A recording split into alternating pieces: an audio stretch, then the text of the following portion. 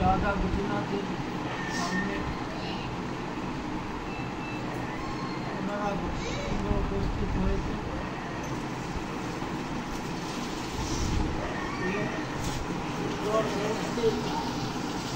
मुहूर्ते सामान्य आलोचना करार प्रयास करছে। আজকের তিথিটি হচ্ছে আশ্বিন মাসের কৃষ্ণা দ্বাদশী তিথি। তার চেয়েও আরো অর্জিত এই পিতৃপক্ষের দ্বাদশী তিথি। ওই তিথিতে আজ থেকে 40 বছর পূর্বে আমার পিতৃদেবতা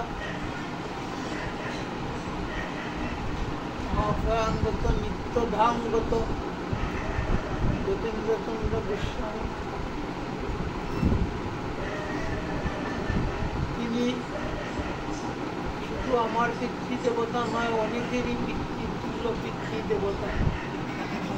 কারণ তার হাজার হাজার শিষ্য পুত্র কন্যা ছিলেন, আছেন, এখনো আছেন, সবাই নেই, এখনো আছেন। সবার কাছে তিনি পিতা হিসাবে একজন মহাপুরুষ তুল্য হিসাবে ভক্তি শ্রদ্ধার পাত্র। তাই আজ এই দিনটি আমার কাছে তো বটেই, আমার পরিবার পরিজন সবার কাছেই অত্যন্ত গুরুত্বপূর্ণ, ভক্তমণ্ডলীর কাছেও অত্যন্ত গুরুত্বপূর্ণ। আমার পরিবারের এখানে যারা আছেন উপস্থিত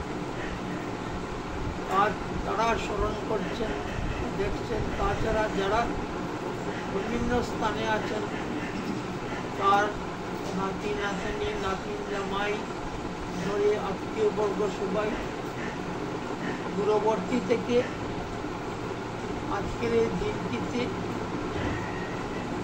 তাকে স্মরণ করছে। তাই আমরা একটু সময় আর পুণ্যময় জীবনী, ভক্তিময় জীবনী শ্রবণ করার প্রয়াস পাচ্ছি। বলার যদি ভক্তবৃন্দের কৃপা হয়,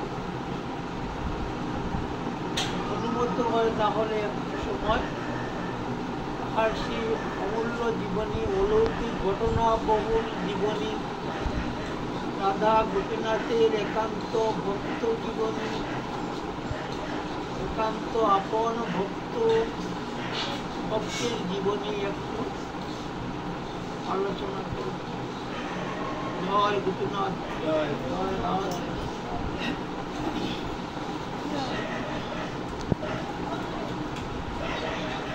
জয় গুরু, জয় গুরু, জয় অখণ্ড মণ্ডলাকারং ব্যক্তং যেন চরাচরং তৎপদং দর্শিতং যেন তস্मै শ্রী গুরুবে নমঃ।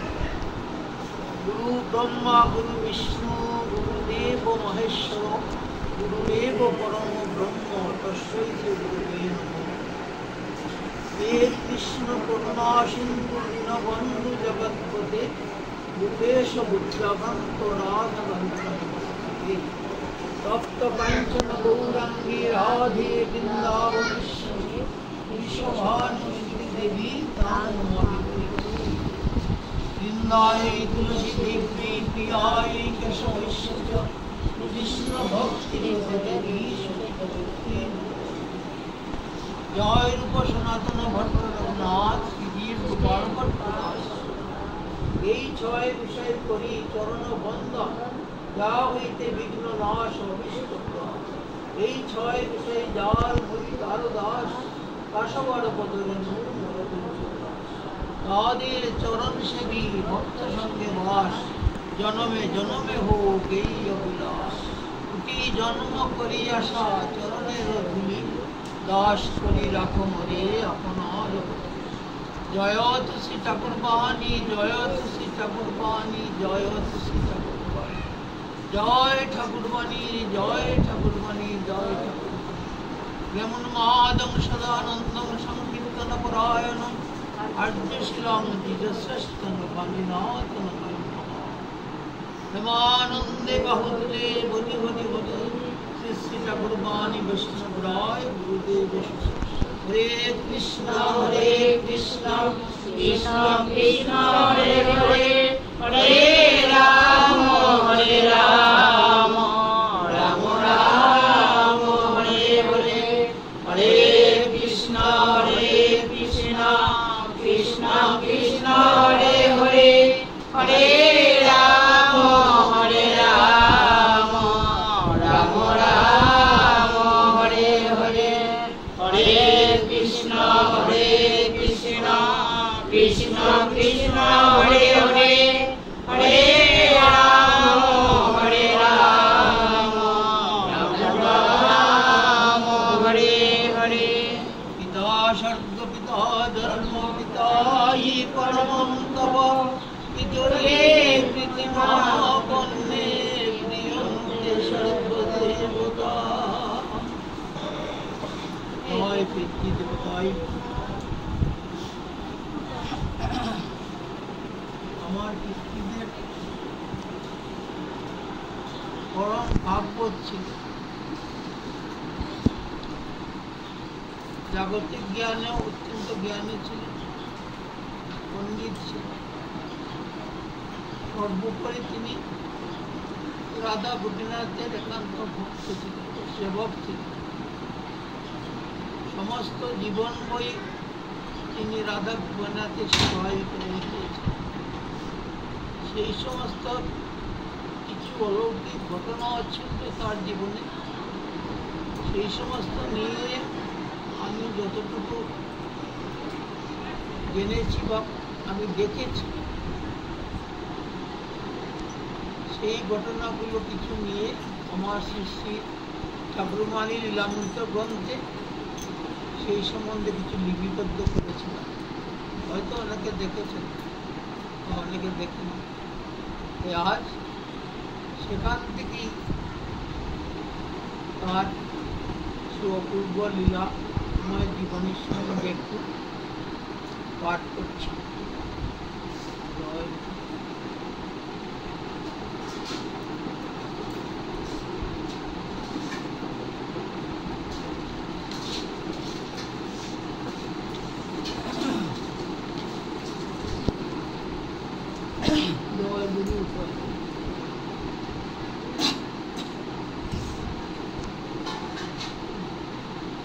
যতীন্দ্রচন্দ্র গোস্বামী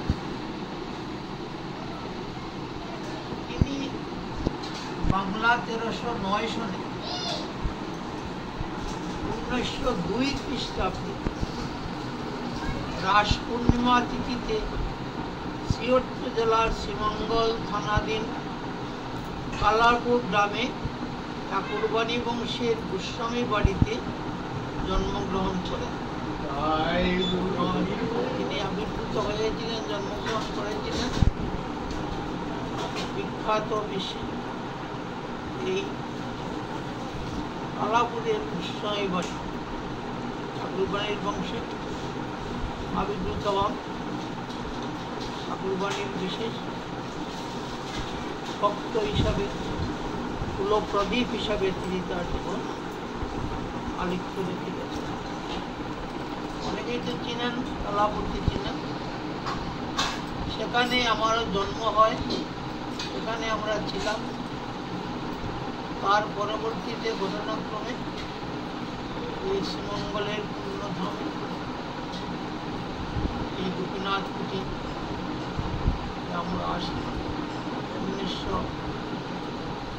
1978 অনেকদিন হয়ে গেছে।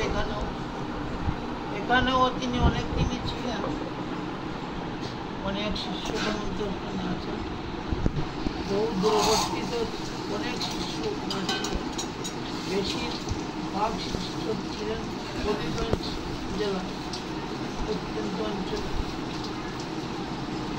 প্রায় সিলেটের সর্বত্রই ছিলেন, এমনকি ভারতেও আসাম, হাইলাকান্দি, ত্রিপুরা, যাবতীয় রাজ্যের আগরতলা সমস্ত স্থানেই ওনার অসংখ্য শিষ্য বৃন্দাবনেও ছিলেন। তাই তার জীবন ঘটনা বহু।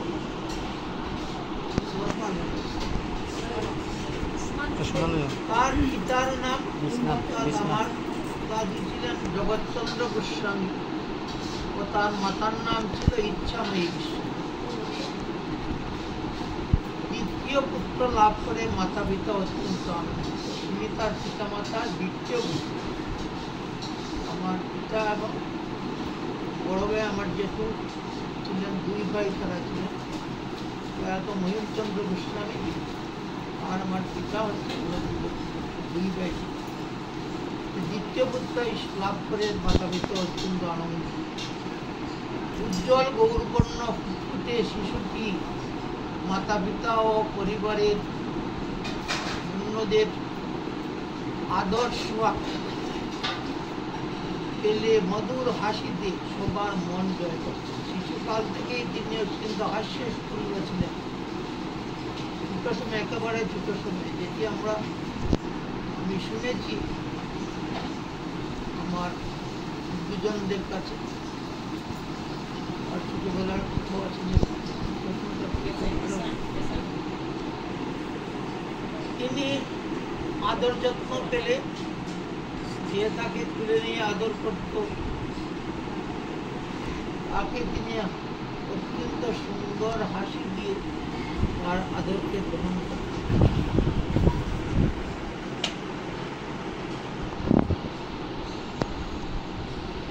সবার মন জয় করত। তাই পিতামহী ঈশ্বরী গোস্বামী আদর করে তার নাম রাখেন শুভা। আদর করে অত্যন্ত আনন্দ পেতেন, হাসতেন। তাই পিতামহী তার নাম রেখেছিলেন শুভা। পরবর্তীতে অন্নপ্রাশনের সময় তার নাম যতীন্দ্র রাখা হয়। কিন্তু পরিবার পরিজনের কাছে, আত্মীয় স্বজন গ্রামবাসীদের কাছে তিনি সুহাগ নামেই পরিচিত ছিলেন। সবাই সুহাগ বলে, আমরা যখন সুহাগ বলে কাছে সুহাগ বিষয়ী বলেই সবাই ডাকত। ছেলেবেলা থেকে তার তীক্ষ্ণ মেধার পরিচয় পেয়ে পিতামাতা তার পড়াশোনার ব্যাপারে দক্ষ ছিল। কিন্তু ছোটসময় থেকে অত্যন্ত মেধাবী ছিল, যার জন্য পিতামাতা শুধু পরিচয় পেয়ে তাতে তার লেখাপড়া সুন্দরভাবে হয় তার জন্য ব্যবস্থা করে, বিকাশের ব্যবস্থা করে। তাকে গ্রামের পাঠশালায় ভর্তি করা হয়। সুহাগ পড়াশোনায় মেধার পরিচয় দিয়ে কৃতিত্বের সাথে একের পর এক শ্রেণী উত্তীর্ণ হতে থাকে। পড়াশোনার ফাঁকে ফাঁকে ছোটবেলা থেকেই তিনি ভাগবত কথা, কৃষ্ণ কথা শ্রবণে অত্যন্ত উৎসাহী ও মনোযোগী ছিলেন। ঠাকুমা কিশোরী গোস্বামী আনুষ্ঠানিক শিক্ষায় শিক্ষিতা না হলেও আধ্যাত্মিক জ্ঞানে পরিপূর্ণ ছিল। আর ঠাকুমার জন্য কিশোরী গোস্বামী এই জাগতিক শিক্ষায় তেমন শিক্ষিত ছিলেন না, কিন্তু আধ্যাত্মিক শিক্ষায় অনেক উপরে স্থান ছিল। গীতা, ভাগবত, তত্ত্বকথা সবই তিনি জানতেন, করতে পারতেন। তাই সুহাগ সময়ে সময়ে তার কাছে মহাভারত ও ভাগবতের নানা গল্প মনোযোগ সহকারে শ্রবণ করতেন। তিনি এই ঠাকুমার কাছে ওই সমস্ত গল্পকারে শ্রবণ করতেন। মহাভারতের ভাগবত যেগুলো আমরা শ্রবণ করেছি, আমিও শ্রবণ করেছি আমার পিতার কাছে, মায়ের কাছে। মহাভারত প্রথমে মহাভারতের অনেক কাহিনী, এগুলো এখনো এখন আর পড়তে হয় না, সেগুলো দিন পড়া যায়। ভাগবত বলছেন, সঙ্গে সঙ্গে বলছেন। আগের পরিবেশ ছিল অন্যরকম, এখন ওর মতো ছোটটা ছিল। গল্প শোনার জন্য ওই ঠাকুমার কাছে যেতেন, বাবার কাছে যেতেন, গল্প বলতেন। তখনকার গল্পই ছিল এইগুলো, মহাভারতের কথা, ভাগবতের কথা, পদ্মপুরাণের কথা, এইগুলোই ছিল। এইগুলো ছোটো সময়ে যারা উৎসাহী তারা শুনে থাকতেন। আর ছোটো সময়ে যেটি শোনা যেত সেটি আর কখনো ভুলা যায় না। অনেক কখনো এইগুলো দিন তিনি এইভাবে জাগতিক জ্ঞান বৃদ্ধির সাথে সাথে তার পারমার্থিক জ্ঞানও বৃদ্ধি পেতে থাকে। জাগতিক জ্ঞানও বৃদ্ধি পায়, আমাদের যে পড়াশোনা জাগতিক পড়াশোনার দিকেও পারমার্থিক জ্ঞানও বৃদ্ধি পেতে থাকে। তিনি প্রথম বিভাগে সংস্কৃত ও গণিত বিষয়ে লেটার মার্ক সহ কৃতিত্বের সাথে এন্ট্রান্স, বর্তমানে ছিল ম্যাট্রিক আর এখন হয়েছে এসএসসি, ওই সময় মানে এন্ট্রান্স বলতে। এন্ট্রান্স পরীক্ষায় তিনি 2টি বিষয়ে লেটার মার্ক নিয়ে উত্তীর্ণ হওয়ার প্রথম বিভাগে। জাগতিক জীবনে অত্যন্ত মেধাবী ছিলেন। পরবর্তীতে তিনি নবদ্বীপে স্কুলে পড়াশোনা করে 4টি উপাধি লাভ করে বিশেষ পাণ্ডিত্যের অধিকারী। আগের আমলে যারা একটু ভক্তপ্রবর ছিল পরিবার, তারা ওই পড়াশোনা করতেন জ্ঞানের জন্য, জ্ঞান লাভের জন্য, ধর্ম বিষয়ে জানার জন্য, আধ্যাত্মিক তত্ত্ব জানার জন্য। তখনকার সময় নবদ্বীপ ছিল অত্যন্ত জ্ঞানের আধার। সেখানে সমস্ত পণ্ডিতবর্গরা বাস করত, সেখানে মহাপ্রভু আবির্ভূত হয়েছে। সেই পণ্ডিতবর্গরা টুল ছিল, টুল মানে ছোট ছোট স্কুলের মতো ঘরের ভিতরে একজন পণ্ডিতকে তার ছাত্ররা নিয়ে পড়াতো, যাকে বলা হয় টুল। সেই স্কুলে তিনি ভর্তি হন এবং নবদ্বীপে পড়াশোনা করেন ওই সংস্কৃত নিয়ে, ওই আধ্যাত্মিক বিষয় জানার জন্য। এবং 4টি উপাধি লাভ করেন এই নবদ্বীপ থেকে, পণ্ডিত মণ্ডলীর কাছ থেকে। এখন যেমন সার্টিফিকেট হয়, এইভাবে সার্টিফিকেট ছিল, আমরা দেখেছি। সেই 4টি সার্টিফিকেট পান, এই উপাধি লাভ করেন। তিনি ভাগবত রত্ন উপাধি পান এবং তিনি এইভাবে 4টি উপাধি, সাংখ্য তীর্থ উপাধি পান, ব্যাকরণ তীর্থ উপাধি লাভ করেন, 4টি উপাধি লাভ করেন। পণ্ডিত যতীন্দ্র গোস্বামী নামে তিনি বিশেষ খ্যাতি লাভ করেন। তারপরে তারা পণ্ডিত্য সর্বত্র ছড়িয়ে পড়ে লাভ করেন। নবদ্বীপে পড়াশোনায় থাকাকালীন প্রাপ্ত বৃত্তির টাকা জমি, ওই যে 2টি লেটার পেয়েছিলেন, এটা তো বৃত্তি দেওয়া হতো, ওই বৃত্তির টাকা দিয়ে তিনি পড়াশোনা করতেন। নবদ্বীপে থাকতেন, থেকে পড়াশোনা করতেন। আর টাকা জমিয়ে তার থেকে কিছু টাকা জমাতেন, জমিয়ে মাতৃভক্ত যতীন্দ্র গোসাই বৃদ্ধা মাতাকে তীর্থ পর্যটন করেন। মাতা দেওয়া বৃদ্ধা, তিনি ওই টাকা জমিয়ে, আগে তো মানুষের এমন অবস্থা ছিল না, ওই বৃত্তির টাকা জমিয়ে মাতাকে নিয়ে তীর্থে তীর্থে যান, বৃন্দাবন যান, নবদ্বীপ যান, গয়া যান, কাশী যান, তীর্থ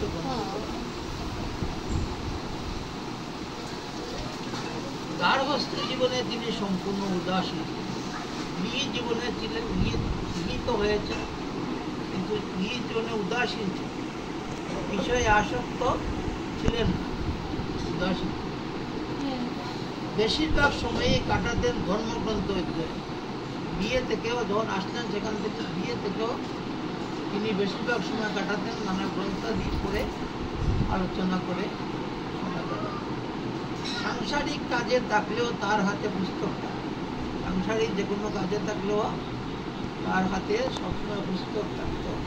গল্প শুনেছি আমার দাদি বলছেন যে তিনি গাভী মাতাকে নিয়ে যেতেন চড়াতে বাড়ির কাছেই রাস্তায় রাস্তায়, কিন্তু হাতে তো গ্রন্থ, গ্রন্থ দেখছেন গ্রন্থের মধ্যে ডুবে গেছেন।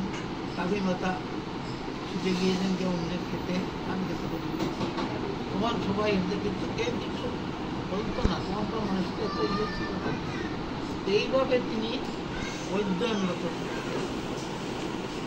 দিবারাত্রির অধিকাংশ সময়ে তিনি ইষ্টবিগ্রহ রাধা গোপীনাথের সেবা অর্চনা ভজনে কাটাতেন। আকৃতি রাধা গোপীনাথ তো তিনি লাভ করেন, এই রাধা গোপীনাথের সেবা অর্চনায় বেশিরভাগ সময় যতক্ষণ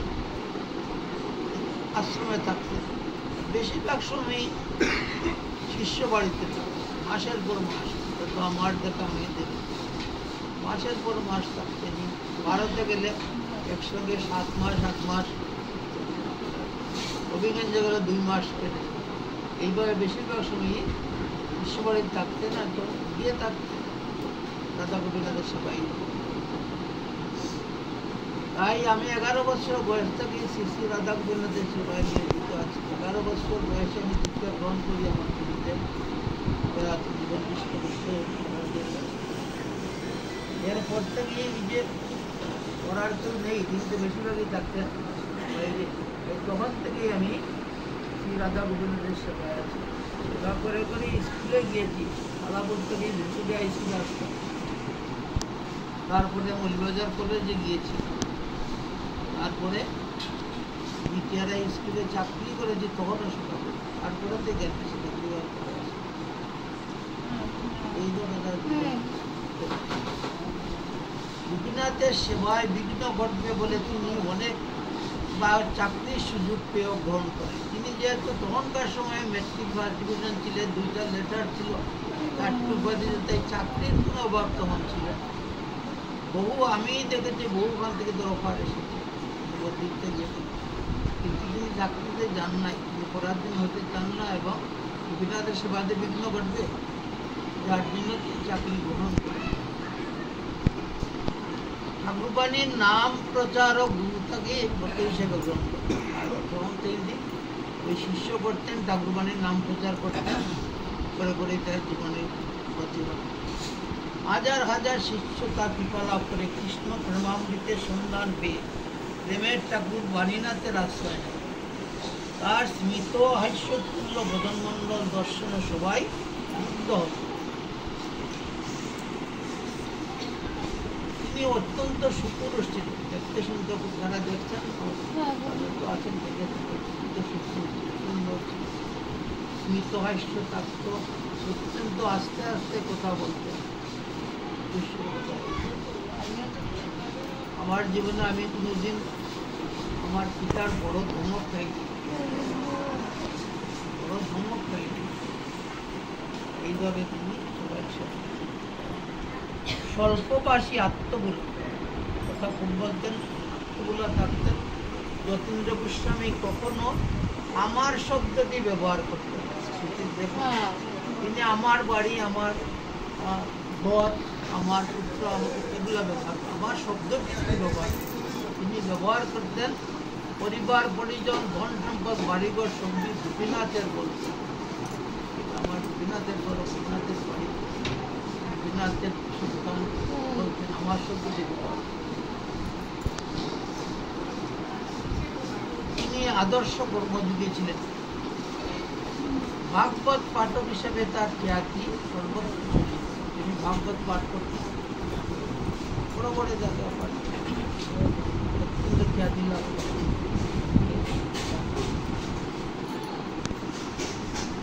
যখন তিনি ভাগবত পাঠ করতেন তার ব্যাসাসনে যখন তিনি বসতেন তখনই ভাবাবিষ্ট হয়ে যেতেন।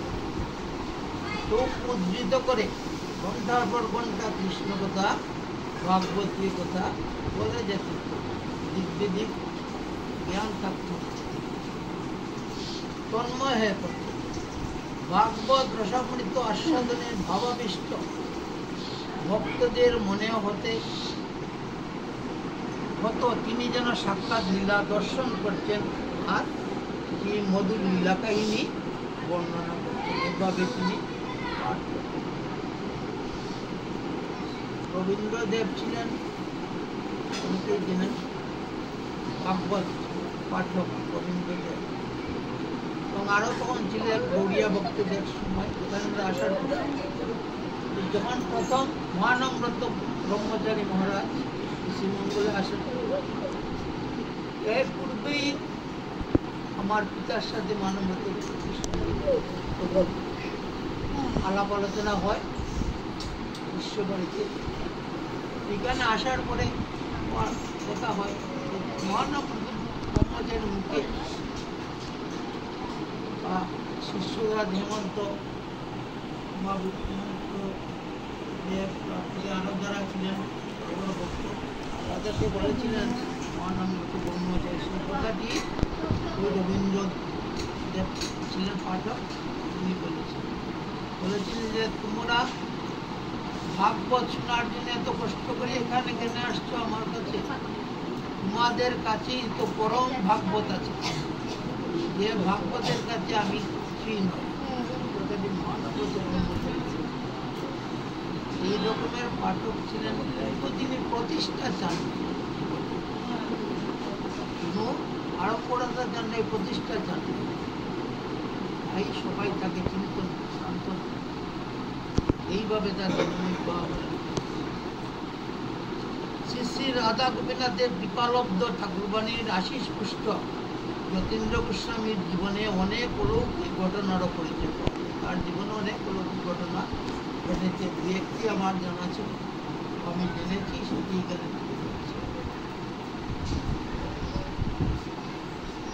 একটি ঘটনা হচ্ছে, একদিন যখন আমি ছোট, গভীর রাত পর্যন্ত রাধা গোপীনাথ মন্দিরের নাট মন্দিরে, এখানে কালাপুরা মন্দির ছিল, উপরে টিন ছিল, পাকা ছিল, সামনে ছিল নাট মন্দির, বেশ বড় নাট মন্দির ছিল। ওই নাট মন্দির খোলা ছিল, হল ছিল কিনার দিকে, সামনে খোলা ছিল, মন্দির ছিল। অনেকেই গরম দিনে ওই নাট মন্দিরে গিয়ে বিশ্রাম ঘুমাতে। একদিন গরম নয় কিন্তু গিয়ে অনেক লোক সমাগম হয়, আত্মীয়স্বজন আসেন, যার জন্য তিনি গভীর রাত পর্যন্ত রাধা গোপীনাথ মন্দিরের নাট মন্দির প্রাঙ্গণে অন্তরঙ্গ ভক্ত শিষ্যের সঙ্গে কৃষ্ণকথার রসাস্বাদন করতে করতে ভক্তি রাজ্যে বিচরণশীল গুরু শিষ্য সেখানেই নিদ্রা দেবীর কোমল পরশে ঘুমিয়ে পড়ে। তো সেখানে বসে বসে এই কৃষ্ণকথা আলাপন করতেন। তার একজন প্রিয় শিষ্য সঙ্গে সঙ্গে থাকতেন, আমাদের ইয়েতে থাকতেন, আশ্রমে থাকতেন। তো তার সাথে তিনিও জ্ঞানী ছিলেন, ভক্ত ছিলেন। তার সাথে রাত্রে বৃষ্টি হতো, আর গুরু শিষ্য সেখানে বসে আরতি টারতি পরে একা হয়ে গেছে। গ্রামে চলে যেত, মানুষ নেই, একা হয়ে যেত। তখন কৃষ্ণ কথা আলাপন হয়ে করছেন মনের আনন্দ করতে করতে অনেক রাত হয়ে গিয়েছে। গিয়ে যারা আমরা ছিলাম তারা তো ঘুমিয়ে পড়েছিল। আর তিনি সেখানেই ঘুমিয়ে পড়েছেন, শিষ্য দিয়ে ঘুমিয়ে পড়েছেন। তখন ছিল বর্ষাকাল, অবিরাম বর্ষণে মাঠঘাট জলমগ্ন। টিনের চালে বৃষ্টির শব্দ ছাড়া আর কোনো কিছু শোনারূপা নেই। খুব বৃষ্টি হচ্ছে।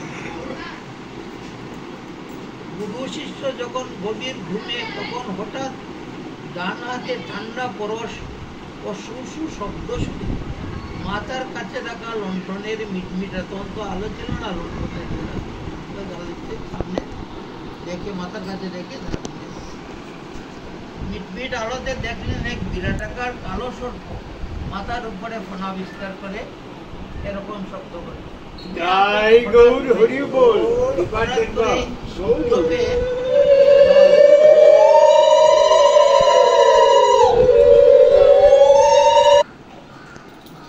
মাথার সামনে তো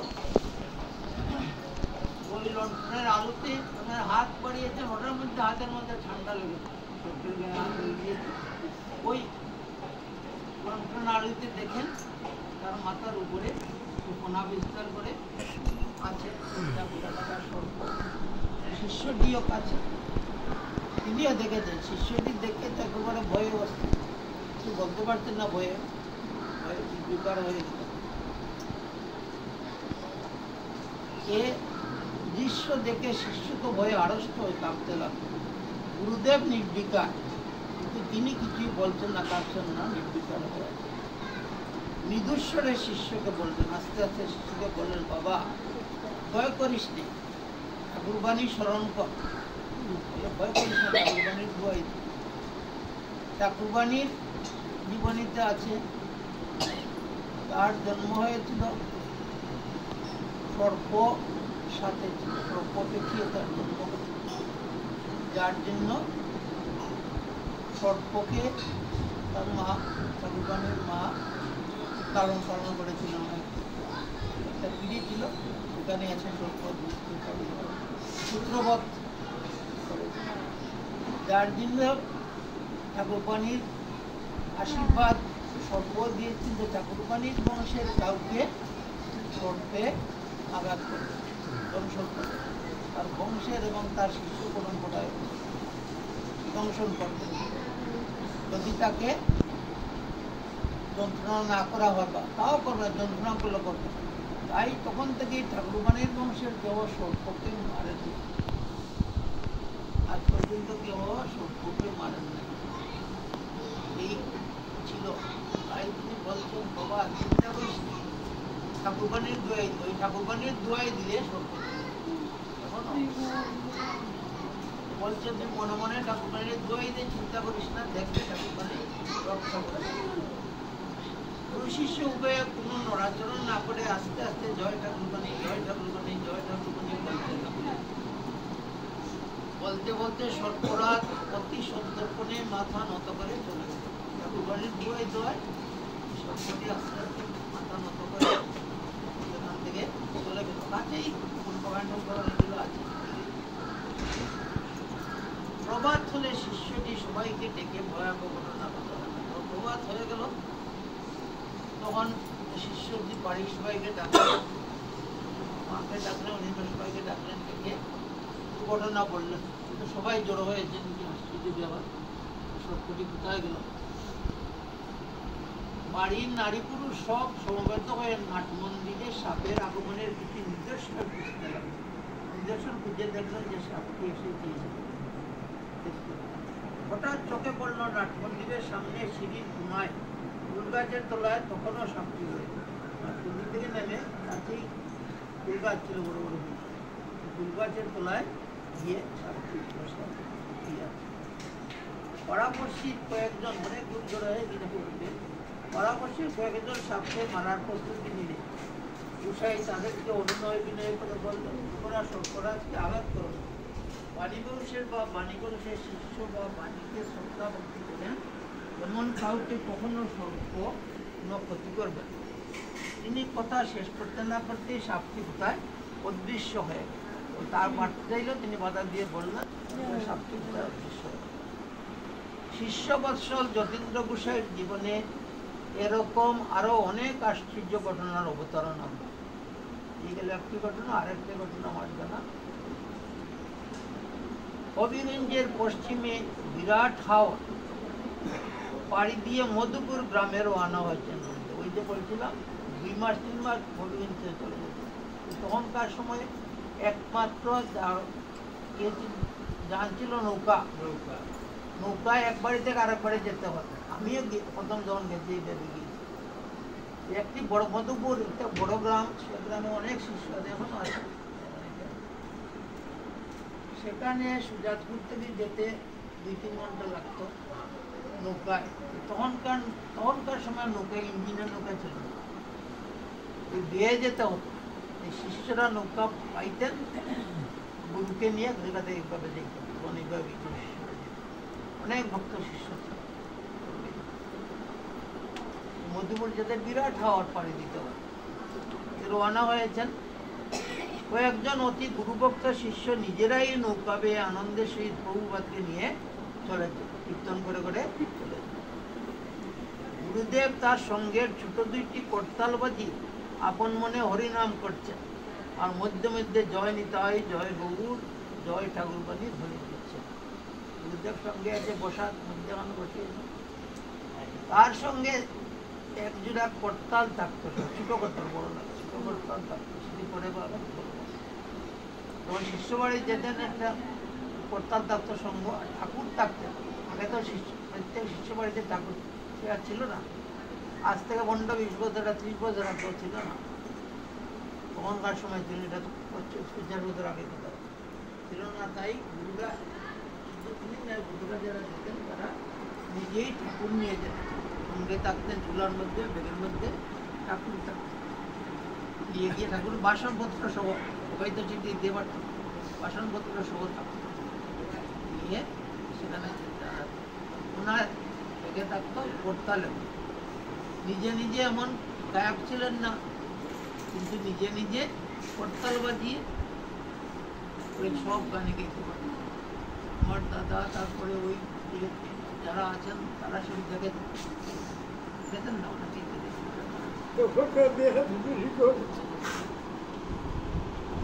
গুরুদেব তার সঙ্গে ছোট 2টি করতাল বাজিয়ে আপন মনে হরিনাম করছেন, আর মধ্যে মধ্যে জয় নিতাই, জয় গৌর। শিষ্যরাও সঙ্গে সঙ্গে ধ্বনি দেওয়ায় নৌকায় যেন প্রেমের ঢেউ খেলছে। আওয়ারের জলের ঢেউ আর নৌকার প্রেমানন্দের ঢেউ এক হয়ে আপন গতিতে নৌকাটি চলছে, মনের আনন্দে। নৌকাটি যখন হাওরের মধ্যখানে, তখন হঠাৎ দেখা গেল আকাশে কালো মেঘের ছায়া ভীষণ আকার ধারণ করে। হঠাৎ মেঘের সাথে করে ঘন্টা লাগে, আবহাওয়া বদলে গিয়েছে মধ্যখানে। প্রকৃতির এরূপ ভয়াবহ অবস্থা দেখে শিষ্যরা ভয়ে ভীত হয়ে গুরুদেবকে আস্তে আস্তে বলছে, প্রভু আমরা অকস্মাৎ ভয়ানক বিপদের সম্মুখীন। শিষ্যরা বলছেন, কালো মেঘের সাজ করে বাতাস বইতে আরম্ভ হয়েছে।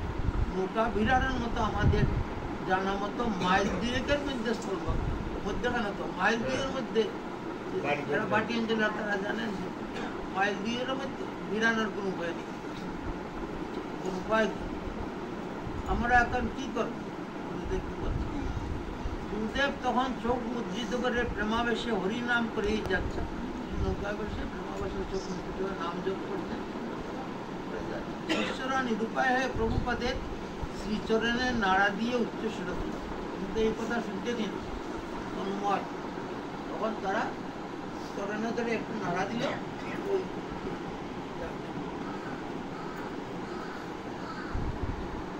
শিষ্যরা নিরুপায় হয়ে প্রভুপাদের শ্রীচরণে নাড়া দিয়ে উচ্চস্বরে বললেন, বড় বড় দর বললেন। স্মিত হাস্যে গুরু মহারাজ শিষ্যদের আশ্বস্ত করে বললেন, তোমরা ভয় পেও না। যখন কোনো উপায় থাকে না, তখন ঈশ্বরই একমাত্র উপায়। তারপর তারা বলতে কোনো উপায় নেই, মেলার মধ্যে কোনো গল্প নেই, চিন্তা কোনো ভয় করো না। যখন অন্য কোনো জাগতিক উপায় থাকে না, ভগবান ঈশ্বরই একমাত্র উপায়, তারই স্মরণ নিতে হবে। গোপীনাথকে স্মরণ করো আর ঠাকুরবাণীর দোহাই দাও। তাদের বললো আর কিছু করার নেই, এখানে একমাত্র ভগবান সহায়, গোপীনাথের স্মরণ দাও, দোহাই ঠাকুরবাণী দোহাই দাও। বাণীনাথ অবশ্যই বিপদ মুক্ত করবেন। তোমরা নৌকা পেয়েছ, যেভাবে নৌকা সেইভাবে চূড়ান্ত হয়ে। এই বলে গুরুদেব আবার হরিনামে ডুবে গেলেন। শিষ্যরা অবাক হয়ে দেখলো বাতাসে নৌকা দুলছে, কিন্তু প্রভু সম্পূর্ণ ভয়ভীতি শূন্য। নৌকাটা তো দুলছে বাতাসে, তার বদনমণ্ডলে চিন্তা ভাবনার কোনো লক্ষ্য, তিনি নির্বিকার। আর অবাক বিশ্ব লক্ষ্য করলে প্রবল বেগে বাতাস বইছে। সবাই থেকে লক্ষ্য করলে আশ্চর্য ঘটনা, প্রবল বেগে বাতাস বইছে, ভীষণ ঝড় বৃষ্টিও হচ্ছে, কিন্তু তাদের নৌকাদের কোনো প্রভাব পড়ছে না। নৌকাটা যেভাবে যাচ্ছে চতুর্দিকে দেখা যাচ্ছে ঝড় তুফান হচ্ছে, বৃষ্টি হচ্ছে, নৌকা কোনো প্রভাব পড়ছে। নৌকাটি আপন গতিতে চলছে। বেশ কিছুক্ষণ পর প্রকৃতির তাণ্ডবতা শান্ত হলে, ঝড় বৃষ্টি কমে গেল, শান্ত হলে শিষ্যরা গুরুদেবের দেওয়া উচ্চস্বরে জয় গোপীনাথ জয় যখন শেষ হয়েছে, তখন গুরুদেব নিজেই গোপীনাথের এবং ঠাকুরবাণী দোয়াই দেবে। ওই সবাই দেখেছে, সব শান্ত হয়ে গেছে। গুরুদেব বললেন আর কোনো ভয় নেই, ঠাকুরবাণী থেকে আমরা মধুপুরের ঘাটে এসে গিয়েছি। ঘাট থাকে মধুপুরের ঘাট, আনন্দে উল্লসিত হয়ে জয় গুরু জয় ঠাকুরবাণী জয় গোপীনাথ ধ্বনিতে আকাশ পাতাল মুখরিত করে সবাই গুরুদেবের শ্রীচরণ কমলে লুটিয়ে পড়লেন।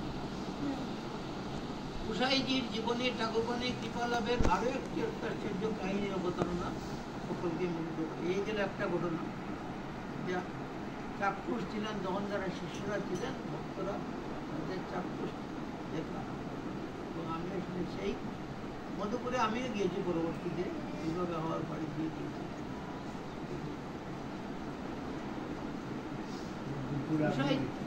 এক সময় বিশেষ কারণে গোস্বামী প্রভু তার আদিনিবাস কালাপুর থেকে শ্রীমঙ্গলে চলে আসে। 77-78 সালে এখানে চলে আসে, তিনিও চলে আসেন। এখানে রাধা গোপীনাথ আশ্রমে শ্রী রাধা গোপীনাথ মন্দির নির্মিত। তখন এখানে এই মন্দিরে পূর্বের একটা মন্দির ছিল, টিনের চাল আর ওয়াল ছিল। সেই মন্দিরের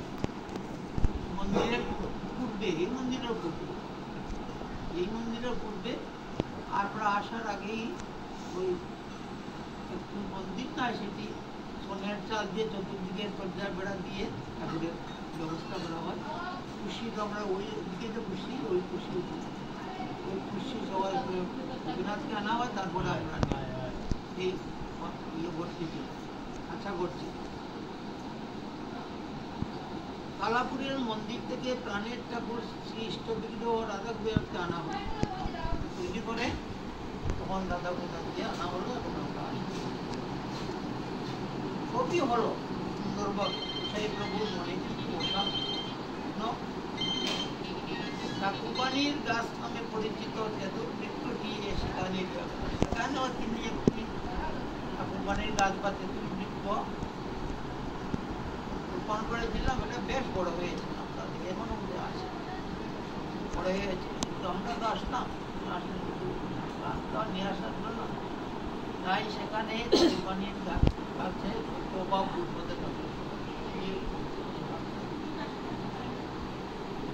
করুণার ঠাকুর ভক্তসঞ্চা পূর্ণকারী বাণীনাথ নিজ কৃপায় গোসাইজিউর মনের অশান্তি দূর করার ব্যবস্থা, তার ব্যবস্থা করলেন। কিভাবে?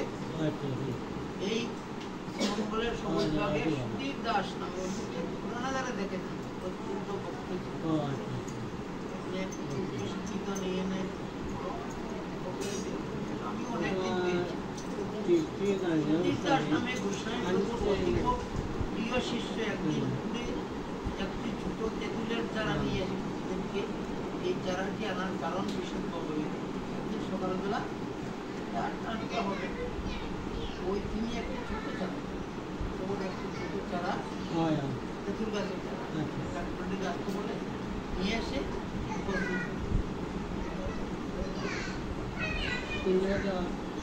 গত রাত্রে তিনি বলছেন, গত রাত্রে শ্রীমৎ ঠাকুর বাণীকে স্বপ্ন ছিল আমাকে বললেন, তাকে সেটা পরের একবারে সমস্ত মাটির বাড়িতে বারান্দা বান্ধা হতো, সেখানে ওর ঠাকুরবাণী বলছেন স্বপ্নে, ওর ঘরের সামনের বারান্দার সিঁড়ি এসে একটি 3টি বৃক্ষের চারা আছে, 3টি মানে গাছের, এটি শীঘ্রই শীঘ্রই পূর্বাশ্রমে রঘুনাথ কুটিরের প্রফেসরের কাছে গুরুদেবের অনুমতিক্রমে রোপণ করতে বলে দিলেন যে নিয়ে যা তুই, নিয়ে গুরুদেবের অনুমতিক্রমে তাকে বলে এটি ওই যে জায়গাতে আমাদের ঠাকুর প্রফেসর যিনি রাস্তা কোন রাস্তা ছিল না ছোড়া এর কাছে রোপণ করে। প্রতিষ্ঠিত তেঁতুল বৃক্ষতলা আমার সাধন ভজনের উত্তম স্থল, বললেন এই তেঁতুল বৃক্ষতলাটা আমার সাধন ভজনের উত্তম স্থল। ওই তেঁতুল বৃক্ষ তো আছে 500 বছর, প্রায় 500 বছর হয়ে গেল। এর সাথে শুদ্ধ বীজ থেকে কাজ রোপণ করেছিলেন কুরবানি শতকে, তেঁতুল বৃক্ষ বিরাট এখনো আছে, বাড়ির নাম প্রচার করছে। তাই বলছেন এই তেঁতুল নিচে আমি বসবাস করি, ভক্ত সঙ্গে আলাপ আলোচনা সেটা তখন করতেন। ওরা এই তেঁতুল বৃক্ষের চলে এসেই বড় হতেন, আর ঠাকুরবাণী কীর্তন করতেন, পাঠ করতেন, ভক্ত সঙ্গে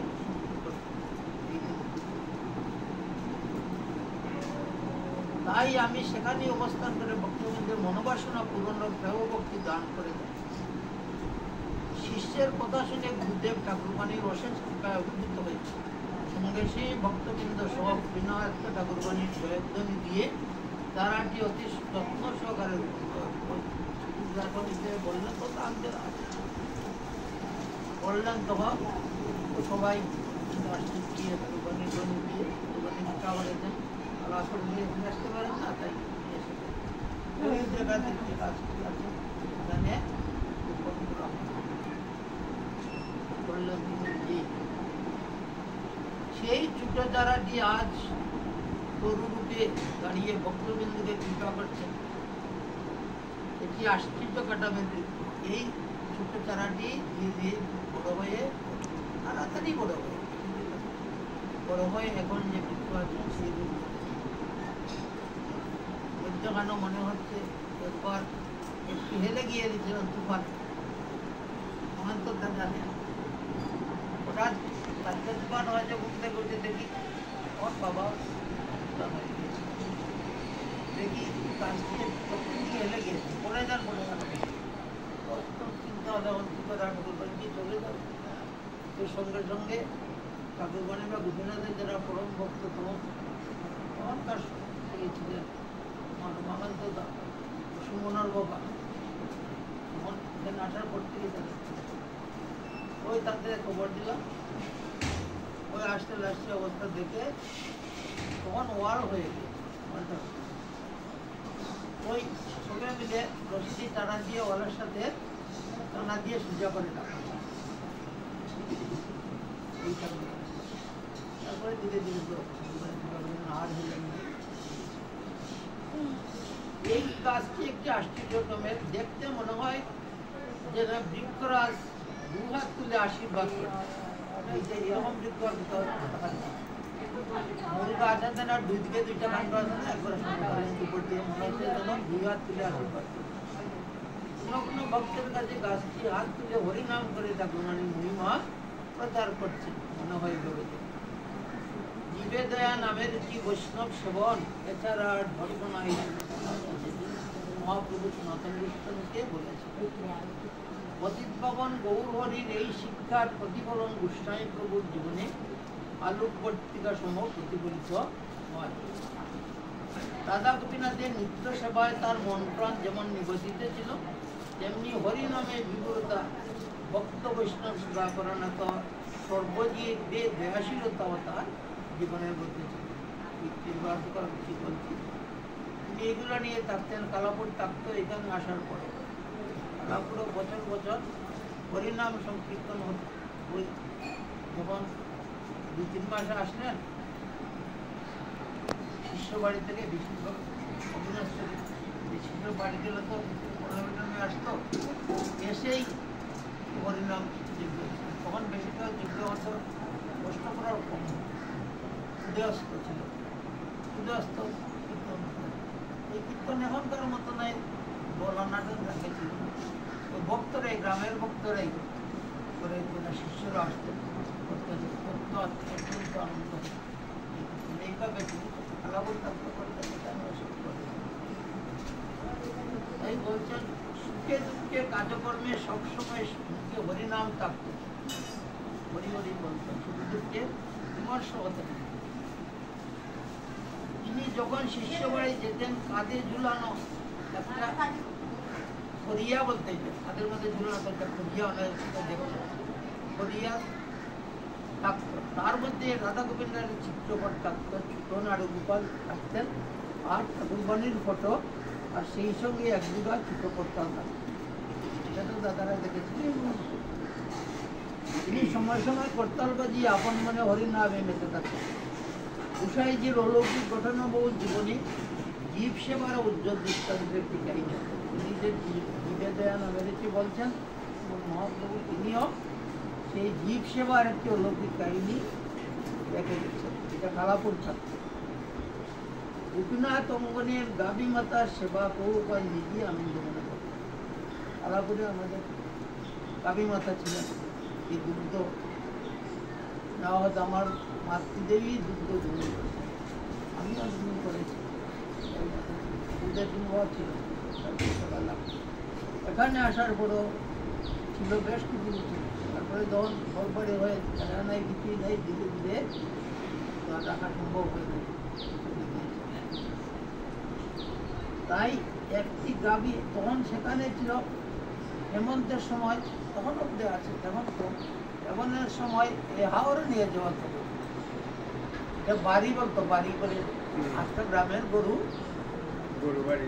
সবাই বাড়ি করে নেওয়া হতো। 2জন রাখাল থাকতেন, আজকে 2জন, আরেক দিন আরো 2টে পাহাড় আগে দেওয়া বাড়ি করে, এইভাবে বাড়ি করে দিত। এই যার যার কাজ হলো ও রাখালের কাছে সমঝিয়ে দেওয়া, যার যারা গোবৎস হয়ে সমঝিয়ে দেওয়া। আমাদের যদি গাভী ছিল তাও এইভাবে সমঝিয়ে দিতেন, আবার বিকালে ফিরে আসতেন, ফিরে আসলে পরে এইভাবে ছিল। দৈব দুর্বিপাকে একদিন ভবনী নামের গাভী মাতা ভীষণ অসুস্থ হয়ে পড়ে। তখন গাভী মাতার নাম রাখা হতো, শ্যামলী, দবলী, এগুলোর নাম রাখতেন। এই গাভীটির নাম ছিল, আরো ছিল গাভী, এটির নাম ছিল ধবলী। সন্ধ্যার দিকে রাখাল বালক এসে জানালো হঠাৎ করে ধবলী অসুস্থ হয়ে পড়েন। ওই হাওরের মধ্যে আসার সময় যে বাড়ি ছিল রাখাল, এত খোঁজখবর অসুস্থ হয়েছে, এসে জানালো। হাওড় থেকে বাড়ি ফেরার সময় ধবলী কাদায় পড়ে সম্ভবত তার কোমর ভেঙে গেল। কত চেষ্টা করেও ধবলীকে তোলা গেল। রাখাল বলছে আমাদের সাথে, এ বলে বালকটি কাঁদতে শুরু করলো। সে রাখাল যে বাচ্চার বললাম, কোনোভাবেই পারলাম না। হঠাৎ সংবাদ পেয়ে প্রভুজি বিরাট ধাক্কা খেলেন, কিন্তু শান্তভাবে বললেন, বাবা, রাখাল বালকটি বললেন, বাবা, সবই গোপীনাথের ইচ্ছা, আমাদের হাতে কিছু নেই। ধবলীর জন্য আমার মন অস্থির হয়ে পড়েছে। চলো আমরা সবাই মিলে তাকে গিয়ে আনার জন্য যাই। ওই গ্রামবাসী আরো ডাকলে সবাইকে মিলে তাকে তো বাসাতে আনতে হবে। পরে রাখাল বালক গেল, সবাই মিলে গেল। অনেক চেষ্টা করে ধবলীকে কাদা থেকে তুলে শুকনো জায়গায় নেওয়া হয়, কাদা থেকে তুলে, কিন্তু আনা সম্ভব হল না। দাঁড়াতে পারে আনার কোনো উপায় সম্ভব হল না। এখানে এখন কী করে উষাইজি রাখাল সহ অসুস্থ গাভী মাতার সেবা শুশ্রূষার জন্য রাতে সেখানেই থেকে, আবার সেখানেই রাত কাটালেন আমি জানি তুলাবাসী যে হাওড়ে ওই রাখাল বলার ছিল আর তিনি তার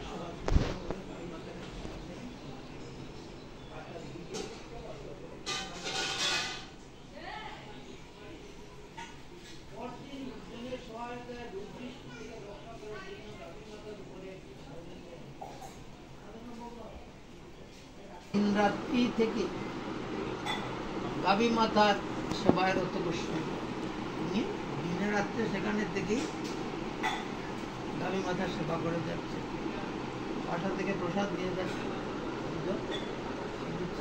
খাওয়া দাওয়া শিষ্যটি সকাল বালকটি আর কি করে যাচ্ছে, তাকে সুস্থ করার জন্য আপ্রাণ চেষ্টা করে যাচ্ছে। গোপীনাথ কুটিরে এসে রাধা গোপীনাথের চরণামৃত চরণ তুলসী নিয়ে ধবলিকে খাওয়াতে, অন্যান্য খাবারের সঙ্গে গোপীনাথ চরণামৃত নিতেন আর চরণ তুলসী নিয়ে তাকে এভাবে 10 দিন অতিক্রান্ত হয়, 10 দিন এইভাবে কাটে।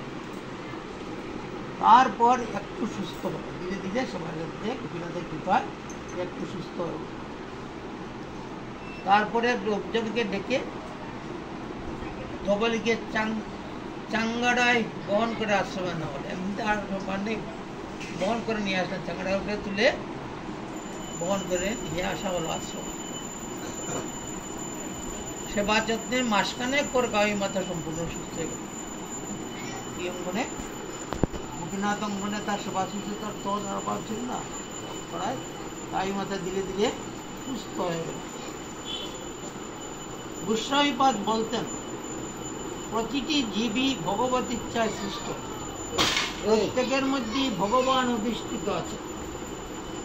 তাই তো আমাদের শিক্ষা নিমিত্ত শ্রীমন মহাপ্রভুর বাণী, জীবে সম্মান দিবে জানি কৃষ্ণ অধিষ্ঠান। তাই জীবকে সম্মান দিতে, জীবের সেবা করলে ভগবানের সেবা হয়, কারণ প্রত্যেক জীবের মধ্যে ভগবানের অস্তিত্ব আছে, কৃষ্ণ অধিষ্ঠান যেটি বলছেন মহাপ্রভু। জীব সেবা ঈশ্বর সেবা হয়। আর গোমাতা হচ্ছেন গোবিন্দের অতিথি, তার মধ্যে সর্বশ্রেষ্ঠ জীব তো মানুষের পরই মাতা গোমাতা, কৃষ্ণের অত্যন্ত প্রিয়। এই দাপর যুগে ভগবান আবির্ভূত হয়েছিলেন রূপগৃহে, এই কারণে গোমাতার সেবা করবেন বলে, গোমাতাকে তার সম্মান দিবেন বলে, উচ্চ স্তরে নিয়ে যাবেন বলে ভগবান রূপগৃহে জন্মগ্রহণের নন্দ মহারাজের প্রিয় ললিত পালিত হন। তার 9 লক্ষ গাভী মাতা ছিলেন, মানুষের জানার জন্য যে গোমাতা অবহেলার নয়, গোমাতা মায়ের পরেই গোমাতা, শিশুরা মায়ের দুগ্ধ পায়, প্রথম সেটিও গোবিন্দের সৃষ্টি করেছেন। আর তারপরে যখন মায়ের দুগ্ধ হয় না, তখন প্রথমেই গোদুগ্ধ পান করে, তাই মায়ের সমান গোমাতা। গোমাতার হিত সাধনে স্বয়ং কৃষ্ণ রত আছে, তাই গোমাতার উপকারের জন্য গোবিন্দ রত আছে, উপকার করে যাচ্ছে। তাই ভগবানের প্রণাম মন্ত্রে বলা হয়েছে কি, গো ব্রাহ্মণ হিতায় চ জগৎপিতায় শ্রীকৃষ্ণায় গোবিন্দায় নমো ব্রহ্মণ্য দেবায় গো ব্রাহ্মণ হিতায় চ জগৎপিতায় কৃষ্ণায় গোবিন্দায় নমো নমঃ। তিনি এসেছিলেন গো এবং ব্রাহ্মণদের ও জাতিকে সেবা করার জন্য, তাই গোসেবা যদি মনে প্রাণে করা যায়, ভগবানের সেবা হয়, ভগবান খুশি হন। গোমাতার সেবায় শ্রীকৃষ্ণ যতটা খুশি হন, হাজার হাজার যজ্ঞানুষ্ঠানে ততটা খুশি হন না। মনে প্রাণে যদি ভক্তি সহকারে গোমাতার সেবা করা যায়, জাগতিকও মঙ্গল হয়, আর ভগবান অত্যন্ত খুশি হন, হাজার হাজার যজ্ঞ ততটা খুশি। তাই গোমাতার সেবা করানো প্রত্যেক মানুষের প্রধান ধর্ম। অক্লান্ত পরিশ্রম, গভীর নিষ্ঠা ও নির্মল ভালোবাসার সাথে গাভী মাতার সেবা করে যতীন্দ্র গোস্বামীপাদ তারই প্রমাণ দিলেন। এই ভক্ত প্রবর ঠাকুরবাড়ির বংশ তিলক রাধা গোপীনাথের কৃপা শ্রীমূর্তি যথাসময়ে নিত্যধামে যাওয়ার ডাক আসলে অনেকদিন গড়িয়ে, তখন দেখবেন আমরা গড়িয়ে গিয়েছি, নিত্যধামে যাওয়ার সময় এসেছে। সেটি ছিল 19 1392 বঙ্গাব্দে 1985 খ্রিস্টাব্দে পিতৃপক্ষের দ্বাদশী তিথিতে তার একমাত্র পুত্র ভক্তিমতী পুত্রবধূ পরিবার পরিজন ও শিষ্যবর্গকে অনন্য ভক্তি দিয়ে রাধা গোপীনাথের নিত্য সেবা আজীবন করে যাওয়ার উপদেশ দিয়ে ক্ষীণকণ্ঠে অস্পষ্ট সুরে জয় গোপীনাথ জয় গোপীনাথ উচ্চারণ করতে করতে এই জড়দেহ ত্যাগ করে নিত্যধামে মহাপ্রাণ নিত্যধামে শ্রী শ্রী রাধা গোপীনাথের নিত্য সেবায় প্রবিষ্ট হন। জয় গোপীনাথ। এই মহাপুরুষ তুল্য প্রচন্ড গোষ্ঠী মহাদেব দেবতা এইভাবেই মৃত্যুদানে আগমন করে। এখনও তার কৃপায় গোপীনাথের সেবা চলছে, ভক্তবৃন্দ সমাগম করছে, আর ইচ্ছাই চলবে, এভাবেই চলছে। এই কৃপা তিনি করে দিয়েছেন, তাই আমরা সবাই তাকে স্মরণ করে ভক্তি শ্রদ্ধা নিবেদন করি। আমাদের মনের বাসনা ভক্তি তার স্মরণ নিবেদন করি। সেই সঙ্গে তার প্রীতি নিমিত্ত শ্রী শ্রী রাধা গোপীনাথের জয়ের ধ্বনি। জয় জয় শ্রী শ্রী রাধা গোপীনাথ জয় তু, জয় জয় শ্রী শ্রী রাধা গোপীনাথ কি জয়, জয় জয় শ্রী শ্রী রাধা গোপীনাথ কি জয়, জয় জয় শ্রী শ্রী রাধা গোপীনাথ কি জয়, জয় জয় ঠাকুর গোপীনাথ কি জয়, জয় জয় ঠাকুর গোস্বামী কি জয়, জয় জয় অবনাথ গোস্বামী কি জয়, জয় জয় গৌর ভক্তবৃন্দ কি জয়, জয় জয় রাধেশ্যাম, জয় জয় রাধেশ্যাম, জয় জয় রাধেশ্যাম। জয় জয় পুণ্যতিথি পুষ্পকের দ্বাদশী তিথি কি জয়, মহাপ্রয়াণ তিথি কি জয়, জয় জয় মহাপুরুষ তুল্য আমার পিতৃ দেবতা এবং ভক্তবৃন্দের পরমারাধ্য শিষ্যবর্গের পরম গুরু স্মরণ করে তার শ্রীচরণে আমরা ভক্তি প্রণাম। জয়